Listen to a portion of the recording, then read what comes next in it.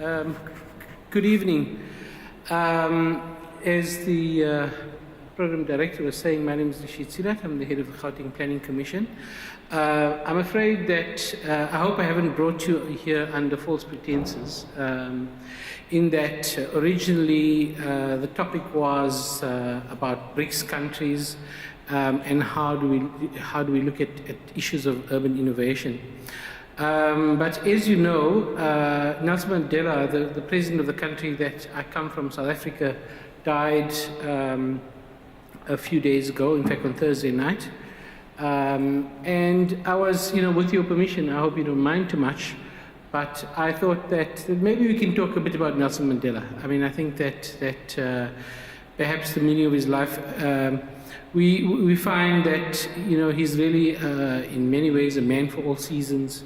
And he, he's occupied so many different kind of positions in his life that he has some level of resonance with just about everyone. So if you don't mind, I'll talk a bit about him. And I mean, I'm not going to go on for too long. I thought that what we could do is have more of a conversation, perhaps some questions and answers, and we can do it in that kind of way. And also I thought that we'll do it in a slightly more visual way. So I have quite a few photographs that I've put up. And hopefully that will stimulate some thoughts, and we can take it from there. So, as you know, Mr. Mandela was the first president of the Democratic South Africa, and he died on Thursday at the age of 95. It will, there's this notion that, if something really eventful happens in your life, you remember exactly where you were when you were told about it. In the United States, people who are old enough often talk about the day when they heard John F. Kennedy was assassinated, the then president in the early 1960s. And I think that for a lot of us in our country, we have a similar kind of experience. I happened to be here in Moscow, attending the Moscow Urban Forum, and I heard about it, I think it was about 2 a.m. local time. And of course, it woke me up, and I watched the news channels for the next couple of hours, absorbing this kind of thing. And of course, it was expected. He was old. He was bedridden for most of this year. But when news like that happens, one is always shocked. So, as I said, I want to talk a bit more about Nelson Mandela. The first thing really was that he came from very humble beginnings. He grew up in the kind of village in the Eastern Cape, which is basically, if you know the geography of South Africa, we have the East Coast, which is bound by the Indian Ocean, and really the South and the West Coast, which is bound by the Atlantic. He grew up in a tiny village, and he was part of very much a rural setting, and one which is a very traditional kind of backdrop. But because his father died when he was very young, he was adopted by a Tembu regent called Chief Jongintaba Dalinyebo. And what you see is the picture of him on the right-hand side is a picture of him in his early teens when he had just started school. And as you can imagine, in those days, he was born, just after the turn of the century. For black people in South Africa, we all know about the history of apartheid. There were very few opportunities to actually engage in education, but because he was taken under the wing of this Tembu regent, he was then taken to school, and he went to a particular school, and that's the dress that he had adopted. That's a picture of him. It's a very unknown, very grainy image, but it's one of one of his friends also in his teens. All right, so I put up this picture because I thought that Nelson Mandela, when he was very young, was also quite interested in education, in sport, and he became quite a keen boxer, you know, and boxing not as a means to defend himself, but actually as a means to keep fit. And there are a number of images of him as a young person, basically in that sort of boxing position, and he took it up quite vigorously. And that sort of discipline that was introduced about kind of keeping fit and so on, he retained throughout his life, up to the point really where he got very ill and was bedridden. But when he was in prison, he would get up at 4 a.m. and exercise in his little cell for well over an hour. And that is part of that kind of thing. And I think a lot of us, you know, feel ashamed that we can't do that, and we're not even, you know, in his half his age. He set up one of the first law practices, black law practices in Johannesburg in the 1940s and the 1950s with somebody called Oliver Tambo, who was also somebody that he was very close to. And they basically provided a lot of legal, you know, assistance to black people who were basically being discriminated by the apartheid system in South Africa.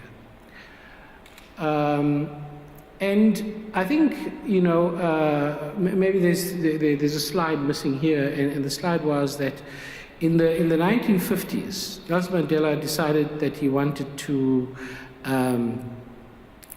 you know, that he should get involved in the struggle against apartheid. I mean, I think most people are aware that apartheid was this particular system that you had in our country, where people were categorized into different racial groups, whether you're white, whether you're black. Somebody like me was Indian, of Indian origin, and then you had this category called colored, which is different from the US colored. It basically means people of mixed race. So there was a classification system, and you're classified according to different races. And basically, if you're white, you're privileged and you're allowed to vote. And basically, you had significant economic privileges, you had job reservations, you lived in separate racially defined areas and so on. So he joined the liberation movement called the African National Congress in the late 1940s, and then basically was a member all the way through to the 1950s. And what happened was that that famously the non-violent struggle that the ANC had adopted was really had become was no longer a viable option, because what the regime at the time did was that they basically suppressed it and banned the ANC, they banned any public protest, they banned membership of any kind of political organization. And consequently, this is what Mandela and his comrades did, was that they basically decided to take up arms, mainly in the form of sabotaging key strategic installations of the state. And this happened basically in 1961, when he formed Umkhonto weSizwe, which is a Xhosa word, a local word, which means spear of the nation. And at the time, he was famously known as the Black Pimpernel, you know, like the sort of the Scarlet Pimpernel, person who was able to operate underground. And for a long time, the regime couldn't actually find him, and he used a variety of disguises. Well, in this particular image, he's not in disguise at all. In fact, he's in, and there's one of the rare images of him in a very traditional tribal dress, or the Xhosa dress of, you know, from the ethnic group that he is part of. Sorry. And then, but eventually he was arrested. He was arrested first in 1962 in a place in the province of KwaZulu-Natal. He was basically driving. He was pretending to be a chauffeur, but somehow, and nobody until today know how the police actually found him.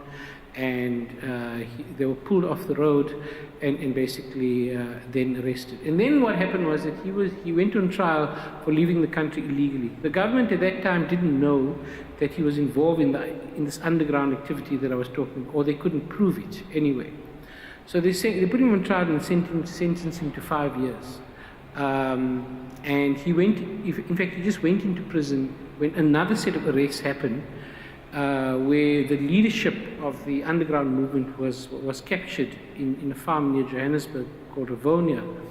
And he was then taken out of prison and put on trial again for sabotage. And sabotage is basically an offense which carried the death penalty. And he was accused, number one, in what became known as the Rivonia trial. It was named after the farm in which they were living, and it was a very famous speech. And some people argue that the courtroom speech was about, said that it was an ideal for which he was prepared to die. It's one of the most inspirational speeches around, basically saying that I'm prepared to martyr myself for a bigger cause. But a lot of people feel that actually by saying that saved them from the gallows. In fact, because it was an offense that was punishable, the maximum punishment was death. But the judge, for whatever reasons, perhaps there was also a lot of international pressure at the time, and the judge then decided to give them life imprisonment. So that was that story. And then they were taken to a place called Robben Island, which is an island just off the coast of Cape Town, the city of Cape Town. And this is his original cell that he lived in for most of his prison term. Towards the end, he was actually moved twice to 2 different prisons, but for about 25 years or thereabouts, he spent in this particular cell. While he was in prison, there was also another famous incident where he was given an offer of conditional release. And actually, it was in fact, Russians will remember this because, or may remember it, depending on how old you are. But if you remember, during the Soviet era, there were Russian dissidents, Anatoly Sharansky and so on. And the South African government, in a very weird thing which made no sense to anyone, basically made his release conditional on the Soviet Union releasing Sharansky, which actually had no bearing on Mandela's situation. So that was the first offer, and then there was a second offer a little later on, which was that he should renounce violence, and he said, well, he's not going to do that, because in fact the regime is violent as well. So I think that, and this whole thing about violent regimes, I mean, Russia has a very similar history, as we all know, and I think there's a lot of resonance in this kind of being a prisoner of conscience in the context of a repressive state. And while Mandela and his comrades were in prison, in 1976 there was a major resurgence of political activity in the country, and like quite massive resistance. It started in 1976, and lots of people were killed by the police by the dozens, sometimes by the hundreds, over the course of about 3 or 4 years. Starting in 1976. And then it basically escalated even more into the 1980s. And these are images of some of the things that we had seen at the time. But of course, eventually, I mean, the regime was forced to release Nelson Mandela, and this is on the day of his release on the 11th of February 1990. Along with his wife, Winnie. This is when he arrived at the airport in Johannesburg, flying in from Cape Town, also on the day of his release, or actually the next day, in fact, the day after his release. And this was the first big public rally that was held in fact, at the same stadium that there's going to be a memorial in a few days' time. In fact, now the capacity of the stadium has been increased to 90,000 since the 2000 World Cup. I'm sure people know about the Football World Cup that was held. And the opening and closing ceremonies for the World Cup, and the final was basically at this particular stadium, which now holds 90,000 people. But of course, when he got out of prison, it didn't mean that apartheid ended, and he had to, I think, go through quite a process of ensuring the struggle continued, because it was important to maintain pressure on the regime at the time to ensure that even though he was released, and it was as a result of quite phenomenal international pressure. I should also say, by way of context, that things were beginning to change around the world in the late 80s and early 90s. I know that in the then Soviet Union, you had the emergence of Mikhail Gorbachev, and he began talking about glasnost and perestroika. And then you had a number of the old regimes in Eastern Europe, like in Romania and Czechoslovakia then, and so on, which began a series of uprisings. Of course, the coming down of the Berlin Wall in 1989, and of course the Soviet Union itself, and its kind of its breakdown. So that was the global context, and there was quite a lot of sort of international focus on moving away from authoritarian regimes. In fact, even in Latin America, one had begun to see quite significant amounts of change across, what were essentially in Latin America military regimes. And it was in this context that Mandela was released. But of course, even though he was focused in on continuing the pressure, but there was also the hand of reconciliation that was offered.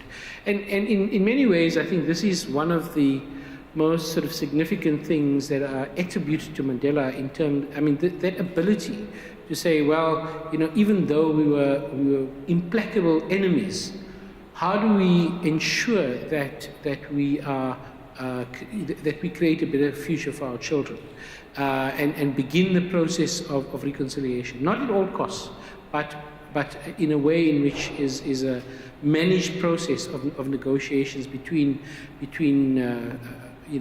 implacable foes, and really that was very significant, because I was a young person at the time, in the early 1990s, and I can tell you that the alternative would have been bloodshed, and a civil war, and I think that we averted, and through Mandela's presence and his leadership and his ability to kind of steer the nation in a particular direction, I think that was we were able to avert that kind of problem. And that eventually led to negotiations, and eventually in 1994, in 1993, in fact, it was exactly 30 years ago this year, when the agreements were finally made about what's going to happen, what's called the modalities of the transition. That was agreed to, and then elections were slated for 1994, and this is Mandela actually campaigning for the African National Congress as his presidential candidate. And this is a picture, it's quite a famous picture, it's taken from a helicopter, which for the first time, millions of people who never voted ever had come out, and virtually the entire country came out to vote. And it was a very tense time. There's a lot of problems at different levels. There were different forces popping up, pulling in different directions. But when the 27th of April 1994 happened, and that's what we now call Freedom Day, by the way, because it was the most sort of significant day when the tide was turned in many ways. And this is the queue of people. I mean, you don't see queues like this anymore, not because few people vote, but because the voting system has become a lot more efficient. This is, you know, the ability of the system to cope was a problem. This is Mandela himself actually casting his ballot in Durban. In fact, just behind him is a picture of the current President Jacob Zuma, who you may not recognize because he looks quite different. Remember, this is almost 20 years ago. And of course, there has since been a process called the reconstruction. I mean, in 1994, the new government decided on something called the Reconstruction Development Program, which basically put in, new policies, which would, because the issue of democracy had been attained, which is basically, one person, one vote on basically universal suffrage, in genuinely free and fair elections. But issues around poverty and lack of access to housing and services and so on was actually the big focus. So the idea behind this particular initiative was that what you do, the whole thinking was that you use reconstruction to drive economic growth and development in the country. And of course, 20 years later, there's been significant sort of achievements in relation to these things. But of course, the population has grown, and we've had huge levels of migration. A lot of people have escaped repression in Zimbabwe, our neighboring country to the north, when things were like in very dire conditions. And a lot of them, probably in the order of 1.5 million Zimbabweans now live in South Africa. And that obviously continues to put pressure on the system and to drive significant levels of unemployment. But I think and of course if this didn't happen, we would have been even worse off. Mandela also, used, interestingly enough, sport as a way to unify the nation. And in fact, because we have very deep differences in our country, and in fact, different groups actually support different sports, believe it or not. And rugby is very much a sport that white people play predominantly. And Mandela basically used sport as and I think it is like one of these kind of Mandela masterstrokes, the ability to understand and the ability to ensure that reconciliation is dealt with. This also rather grainy picture is of Mandela and Archbishop Desmond Tutu, who I'm sure most people will recognize. He was the former Anglican Archbishop of Cape Town. He's now retired as an emeritus Archbishop. And he was given the job of running something called the Truth and Reconciliation Commission. And what that did was basically, on a structured basis, basically had asked people who were victims of repression to come forward and basically tell their stories and ensure that there's some level of reparation and also reconciliation. And in fact, many countries around the world have subsequently followed, like Rwanda in Africa, Chile in Latin America, etc., have been using this kind of approach of saying, how do you rebuild the nation after a period of quite significant fragmentation.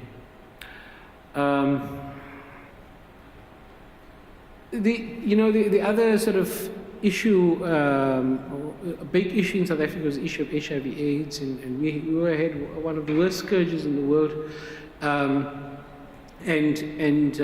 It's one of the things that Mandela recognized after he served 5 years as president from 1994 to 1999, and then he retired. But he basically said that he felt that he didn't do enough about HIV/AIDS and that he should actually begin. So after he became president, or rather when he finished his term of office, he then also,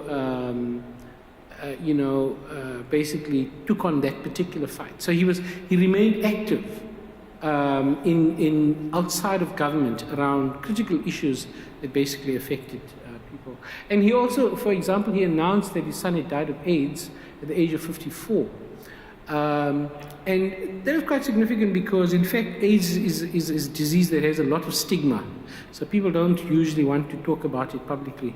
But the fact that he did that was very important because there has to be a self-awareness so that people are not in denial. When you're in denial, you basically get into more serious problems.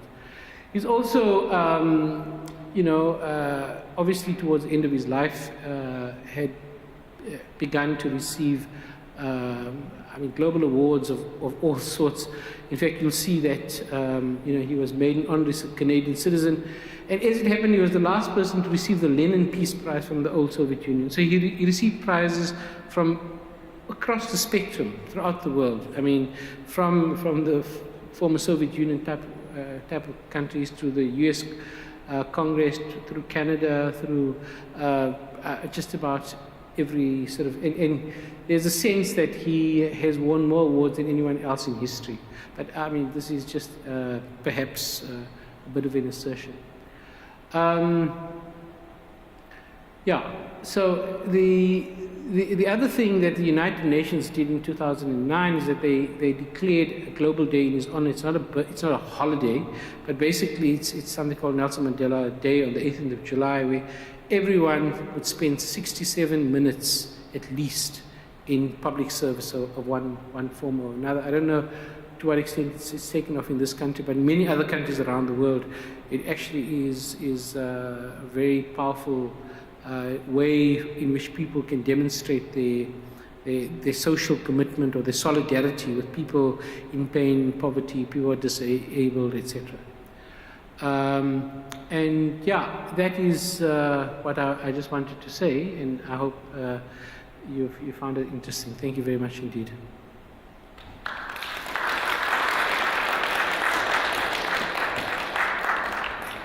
Большое спасибо Рашиду. Друзья, сейчас у нас есть возможность задать вопросы последнему спикеру сегодняшней серии презентаций. У кого есть вопросы? Rashid, we have a question.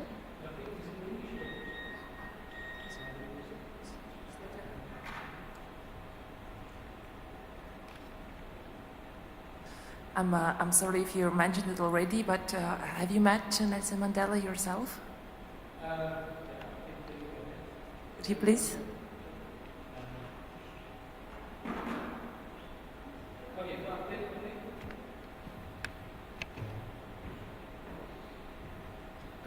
For those that haven't heard, the question was, have I met Nelson Mandela myself? The answer is yes. In fact, I should say that,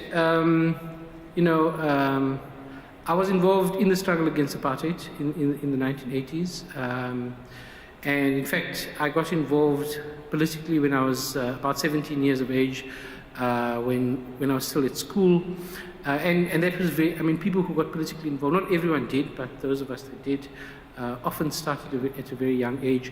So throughout the 1980s, which was the most sort of dynamic political period in the history of our country, in terms of activism and getting involved and so on. I was at university at the time, and I was certainly involved. So I got to know people who had spent time with Mandela in jail. It was, in fact, we have these very rigid divisions. So there was, but of course, people like me of Indian origin, who'd been, had also been quite active. And there was somebody called Lalu Chiba, who had spent 18 years on Robben Island with Mandela. So but he was released. He was arrested in 1964 and served 18 years and came out around, I think it was the end of 1982. So I got to know him very well in the 1980s, and he had taken. He was having breakfast on the same week that Mandela was released. There was an arrangement for breakfast.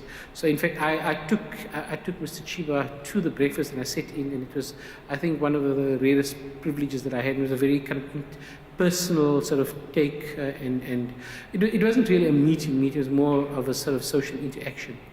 But because I was involved in the 80s, in the 90s, after Mandela came out, I had several occasions. In fact, I've got a couple of pictures with him, which a lot of people have these days. But I think maybe the more important point to make is that he was absolutely. I think it's important to say this, that we're not trying to portray a saint. He's not a saint. He would be the first person to say that. A saint is somebody who is flawless and has no blemishes whatsoever. He would be the first to say that he's a human being and has got many faults. And I think, and of course, he would point to his failed marriage, for example. But he was in fact unfaithful and divorced his first wife because he was unfaithful. And that is a human flaw that he is spoken about. He has had to make choices between being involved in politics and his family was neglected in the process. Some people will consider him to be imperious, meaning that he's kind of like can be a bit domineering. But at the same time, having those somewhat negative qualities, at the same time he had phenomenal qualities. So we walked into the room, you'd feel a great sense of like charm and charisma actually. So, and if you are in any meetings with him, you just get taken in by the charm and charisma. It's actually quite phenomenal. So in that sense, those of us that had that kind of interaction with him, I mean, he I don't think he ever remembered me or something. No, I wasn't that prominent or anything, but certainly I had I had the benefit of that experience, indeed.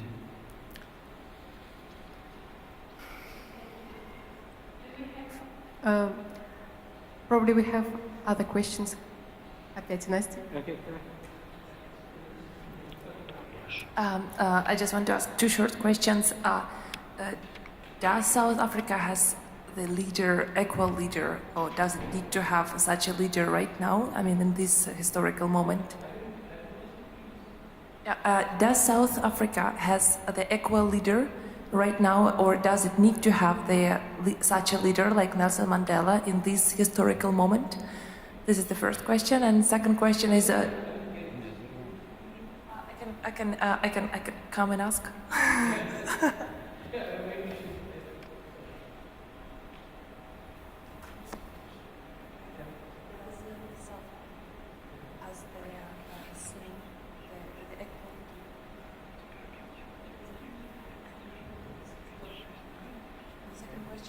Can you name maybe some other countries that please cover? You mean globally?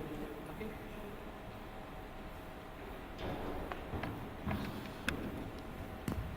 The first question was, does South Africa have a similar leader like Nelson Mandela at the moment? And the second question was, are there other global leaders that are inspiring? So on the first one, let me just do this again.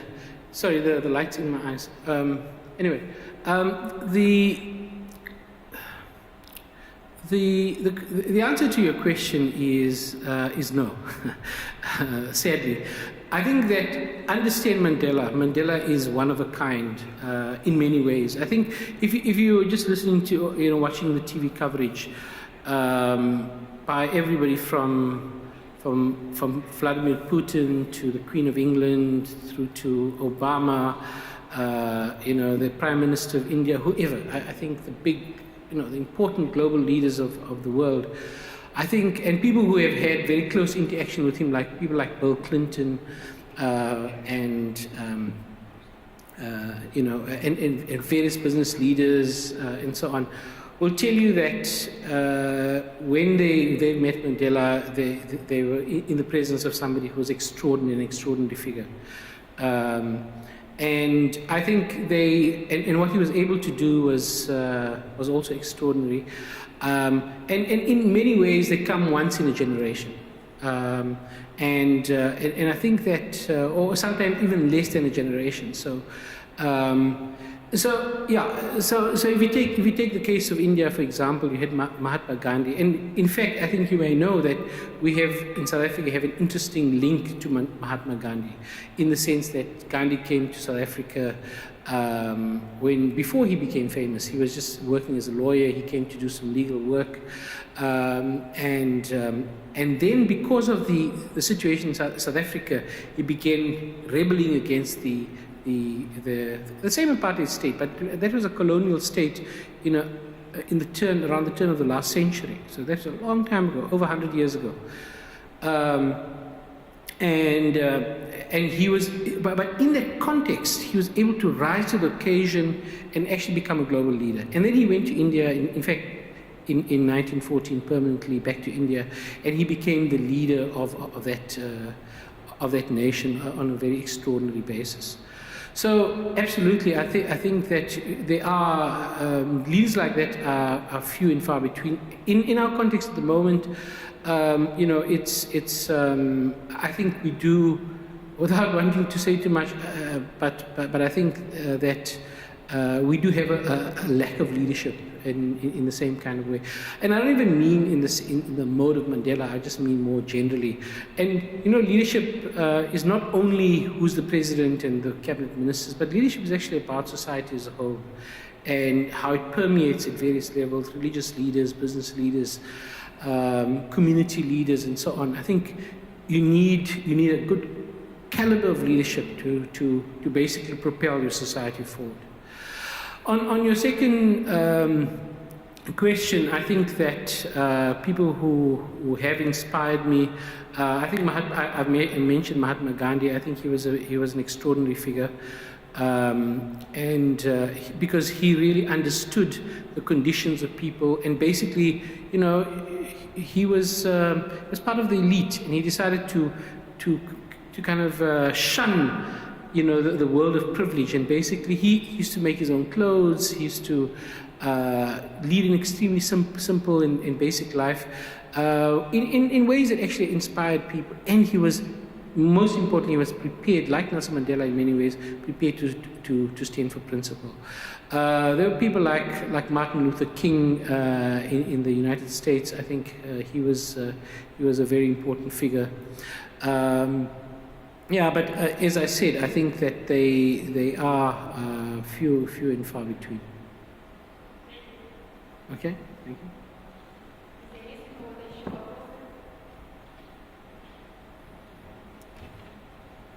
Нет? Хорошо, спасибо всем.